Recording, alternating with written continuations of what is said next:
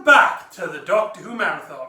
I'm your host McEdam, and today we're going to be talking about No More Lies, written by Paul Strutton. This is the fifth story in the 8th Doctor Adventures, starring Paul McGann as the 8th Doctor and Sheridan Smith as Lucy Bleeding Miller, a character which was basically based around Rose, and essentially this is what if this season is essentially what if Paul McGann was in the new series. If that makes any sense? Yeah? Now this story is the penultimate story of the first season, which concludes in the next story. And usually, and like this story, just like with new series, even though I don't understand why, because this is an audio drama, but it seems like penultimate stories in the new series. I guess the reason why they've done this is because to make it feel more like the new series is much more light in content. Not to say that it's bad or good or anything, but they're a lot more simplified. They're a lot less complicated, big action pieces. They're more down to earth. They're more personal. They're more grounded. In the TV series, there's actually a reason for this. It's to cheapen the budget for the penultimate episode, so that budget then can go into the ultimate, the finale of the story. A great example would be Boomtown being a cheap story, so that we could have Partner of the Waves and Bad Wolf. In season 2 we had Love and Monsters, so we can have Doomsday. In season 3 we had Blink, which is one of the best stories, so this format can work so that we can get the master 3-parter. But this story is an audio drama, so there's no real reason to do that. And as much as I like stories like Blink and stuff, these more light stories in terms of their content aren't usually the most remembered one. I mean, Blink is obviously a great exception to the rule, but usually these stories aren't the ones that people come back for. Not to say they're bad. In fact, the majority of the times they are some of the best stories in their respective seasons. But can you see what I'm getting at? A lot of times they are either not very good or they're not as memorable in terms of, like, people don't come for the more lighter stories. So why do this in the 8th Doctor Adventures? Maybe it's to lighten your appetite. Maybe, I don't know. But for that reason, I believe that this story isn't remembered very well. In terms of the mainstream opinion of this story, at least from what I can gather, it isn't a particularly memorable one. Personally, though, I really enjoyed this one, and I'll go and explain why. It's a lot different. It's got some really nice ideas, and it has the Vertisaurs. Sorry, I've mispronounced that. Vertisaurs. Time Aerodactyls that keep appearing in the 8th Doctor Adventures stories, specifically the ones with Lucy Miller. So basically they're his recurring monster, in a sense. So, Time Aerodactyls. That is awesome! So go listen to it just for that. But anyway, it also has a pretty decent cast. We have what's his name? It doesn't actually. What's his name? Nigel Harvers playing one of the main characters. He's better known for playing characters in soap dramas, as well as Sarah Jane's husband in The Wedding of River Song. The Wedding of Sarah Jane Smith. So he's got a pretty big name in terms of this story. We also have Gordon Davidson, played by Tom Chandon, better known to Doctor Who fans as Duggan from City of Death. Yes, love that guy. We also have Julia McEdam, who would, she's a fantastic actress, and she would later go on to be more well remembered in audio dramas for playing the 12 in the 8th Doctor Time War box sets. So that's really cool, and it's nice. I believe this is her first role in Doctor Who overall, so that's really cool. So anyway, here is the official Big Finish CD cover. It's a bit bland and generic, if I must be honest, and you can kind of see why. Just going by this cover, a lot of people kind of skipped it. Just thought, nah, I won't bother with this. I'll just wait until the next story. But yeah, and of course, I made my own DVD cover. Well, I say made. I printed this off, stolen from a DeviantArt account, which you can find easily on the internet as far as I'm recording this. With the only exception is that I've added the logo from the old TV movie DVD cover, so it fits better on my shelf. So there's the cover, and as you can see, it's a bit altered from the actual cover itself. We've got this like crack in the middle where the two faces kind of emerge, which actually plays a lot into the story, the identity of this guy. Really cool. Here's the spine if anyone's interested. And here's the back. Pretty nice, huh? Yes. So, on to the video. This story doesn't waste any time. In fact, as soon as we start this adventure, from the Doctor and Lucy's point of view, they're halfway through the adventure. They're on this ship which is crashing, and there's something to do with this villain who's trying to trying to use a weapon that can like manipulate time or like destroy an aspect of time or something. It's very complicated. Whilst they're there, there's also this other creature that actually feeds off people's time. So basically, they touch people and they age to death, and they feed off that energy. They're basically like weeping angels in that sense, but they can obviously move around and stuff. And it's really like already, like we're writing the story. The Doctor and Lucy already know all these characters. It's basically like we've jumped straight into a two-part, and we're already on part 2. We've completely missing the first story, but the way the story is written, it's not really necessary to know what is happening. This is mainly just set up for the rest of the story. The Doctor and Lucy are trying to get, what's his name? Nick, who is using this device, and basically what he plans to do is basically to show it off, then crash the ship so that there's no real evidence that this weapon was really used in terms of officially. And then he was going to sell this device to like a private bidder for a selected amount of money and become rich and famous from it. So the Doctor's trying to plan to stop him with that.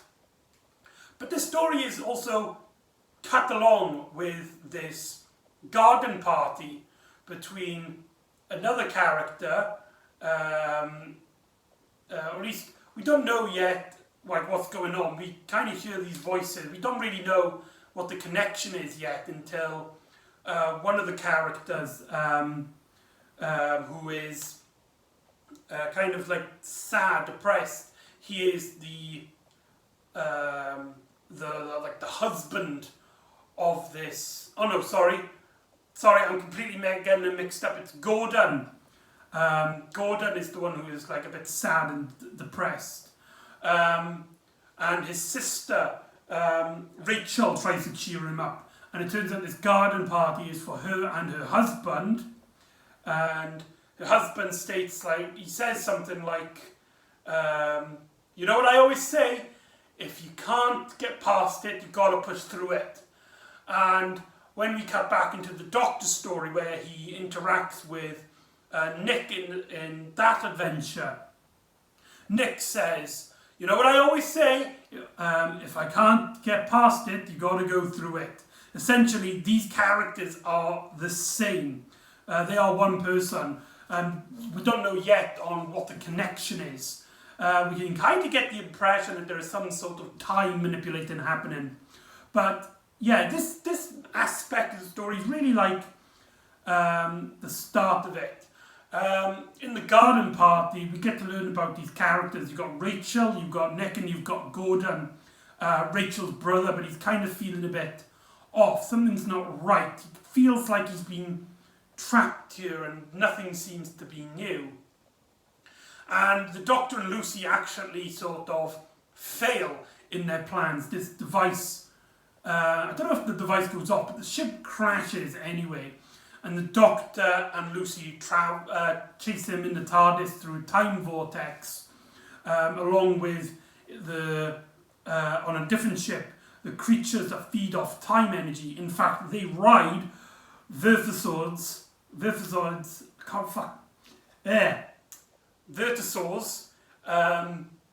like horses through the timeline to try and get the timeline that they need to track down Nick, because he has this massive amount of time which they want to feed off. And originally the Doctor is surprised because when they're chasing him and the ship goes missing, he sees all these vertisaurs actually head into one particular point in the time vortex. So the Doctor shoots them all away and actually crashes the TARDIS in this little segment where he actually lands in the garden party. So the Doctor's now interacting with this segment. And the story then from this point on is the Doctor and Lucy learning that there is a time loop. This day, or at least this moment, is being repeated over and over again. And the Doctor and Lucy tries to discover what's going on. They come up with some theories in that Nick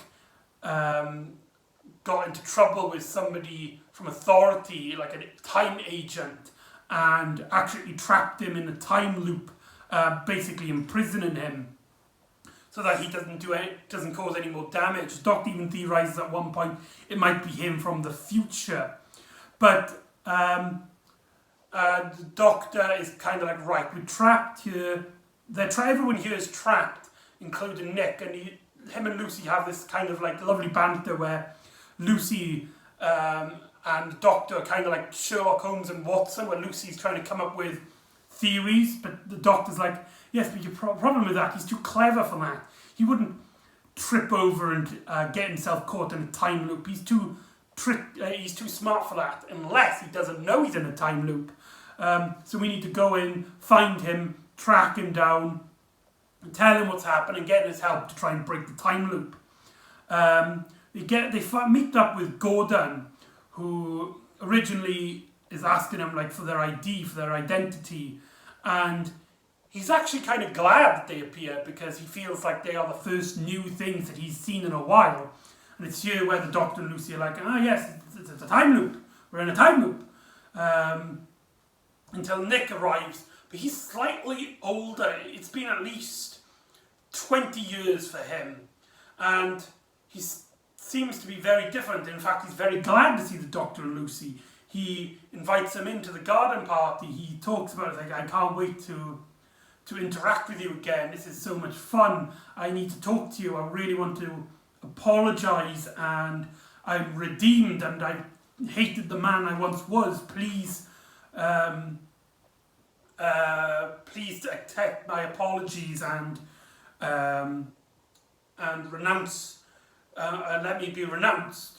Until the Doctor basically is like, right, I'm going to have to tell you the truth. There's a time loop that you're trapped in. We need to get you out. And then suddenly Nick becomes hostile. He tells Gordon to basically look after the Doctor as Lucy has gotten into the house to investigate this time loop. And he proclaims to Gordon that the Doctor and Lucy are here to try and kill Rachel. What? What's happening? So Nick tries to go into the house to try and find Lucy. Now Lucy actually finds Rachel. She got tired, not as in like she got bored of the garden party, as in she physically got wary and she went to lie down on her bed, and she proclaims to Lucy that Nick is her husband, and she knows that he's an alien. In fact, she's okay with that. She's heard all these stories. In fact, she already knows about Lucy and the Doctor. And Lucy's kind of really shocked by this and stuff until Nick comes along and is like, "You stay away from my wife! You're trying to kill her, get away!" And whilst this is going on at the garden party, the Vertosaurs and these other creatures which are riding them come into this garden party and start attacking people. It's here that we realise that the Doctor kind of suspects there's something a bit more happening here. Now, one of the weaker elements of this story is the villains, but I think that's kind of intentional. With them being so basic and so, let's be honest, unrememberable, we get to focus more on the main plot of the story. It's an aspect of the story, but unlike, say, Immortal Beloved, it's not one of the backbones of the adventure. It's a little segment which allows the plot to keep going, but it's not the plot, if you get what I mean. So the villains aren't kind of memorable. They could have easily been replaced with some stompy soldiers who... The fact they didn't use a recurring villain is actually something I'm actually pretty glad about, because a lot of writers think that you can't just have a basic new villain. You've got to have a recurring villain, so you don't have to explain their plot. Something which I completely disagree with. But this, the fact that the villains are so sidelined in this story allows for the focus to be on Nick and Rachel, and the Doctor and Lucy kind of learning what's happening, what's going on. And it keeps, the story is incredibly great at focusing on them elements. Now, before I get into the spoilery section, because I'm going to talk about like what happens near the end of this story and stuff, and it really is worth it, and I highly recommend, if you plan on listening to this, which I know a lot of people aren't, then I recommend you listen to it first. But anyway, before I talk about that, I want to say the music, the violin music that is played in this story is fantastic. I love the soundtrack to this. It reminds me of what I wanted in terms of the scope and the perspective of what I imagined the 8th Doctor adventures to sound like. That violin and that, it's like a Hungarian opera kind of feel to it. Really powerful stuff, really great. Just something I really noticed, and I really just wanted to state that out there. I believe the music is done by someone called Gareth Jenkins, not to be confused with the kid from A Fix and the Sontarans. The same name, different person. So anyway, on to the story again. The Doctor realises that Nick isn't trapped in the time loop. He created the time loop. In fact, we slowly learn, we can kind of get this impression that Nick is doing this for Rachel.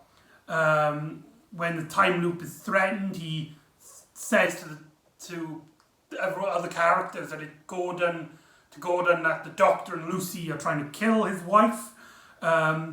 He tries to protect her as much as possible, and when the Vertosaurs start attacking everybody and the Doctor needs Nick's help, and he asks Lucy and Rachel to basically distract the monsters, Nick is originally really hesitant to defend the Doctor and wants to help Rachel, but Rachel is like, "I know why you're doing this, but you got to go, please." And so the Doctor and Nick go to where the time distortion device is, the device which he used to threaten at the start of the story, which is now he's using it because he couldn't find a buyer on this planet. I believe the story is set on Earth 2007. I could be wrong. Or 2006. Doesn't say. The story came out in 2007 on BBC Radio, fun fact. So Doctor and Nick arrive, but the time-eating creatures have arrived as well, and they're here to try and take Nick away so they can feed off their time, and because they're on a time loop, they can basically feed on anyone in this garden party.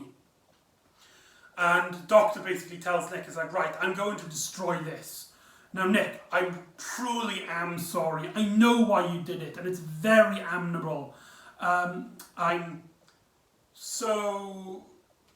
really am sorry about this, but I got to do it. We've got to do it. We've got to stop the time loop.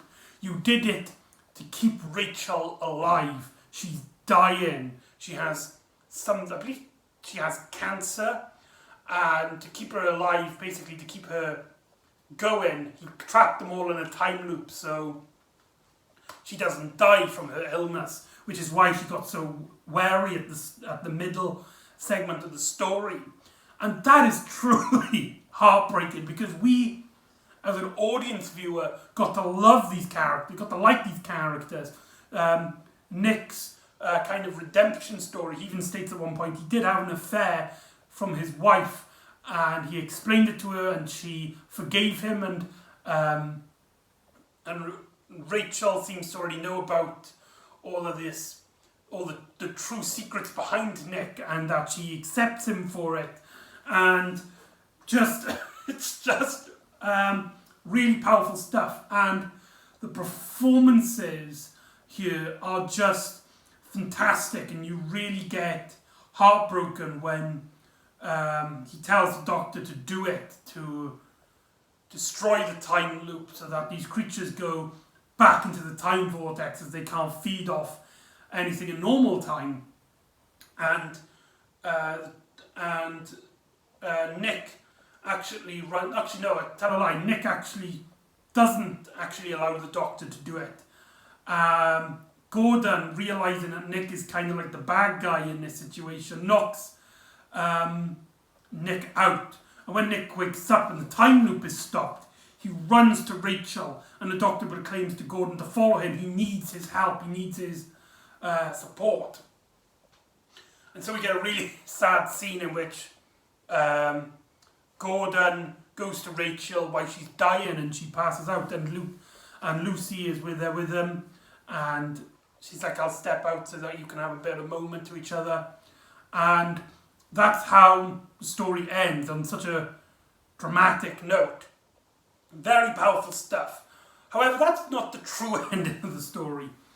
Lucy is walking out trying to look for the Doctor, when suddenly she bumps into a person who seems to know her, the head huntress. She finally is caught up with Lucy, and when she says, calls out for her name, and Lucy's like, I don't think we've met, the head huntress knocks her out and teleports her, as the Doctor's waiting in the TARDIS, and is like, right, we know that girl trying to make me wait because she knows that I can't travel the TARDIS at the moment without her being on board.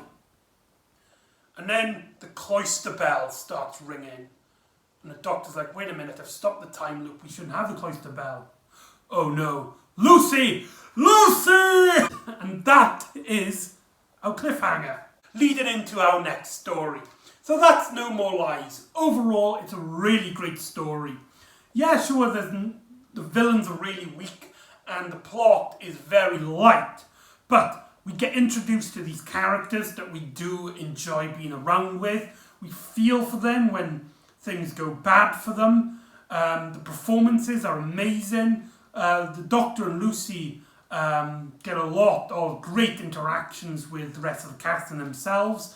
But there's not a lot really to talk about. It's a very short but sweet adventure. It's something which you would listen to and you'll enjoy, but for most people anyway, I don't think that they will come back to it. I'm trying to think of a New Who example for as a good representation. Maybe Boomtown? Maybe? I'm not quite sure. I mean, some people don't like that story, but there's some really great moments in that, and it's a very personal story with the villain, which is kind of the same thing here. Oh my god, it is! It's Boomtown! It's the 8th Doctor's Boomtown, and it's only now just clicked. That's just bloody weird. But I personally had a lot of fun with this. I really enjoyed the characters, and Paul Strutton has a fantastic script here that I recommend to people who haven't listened to it.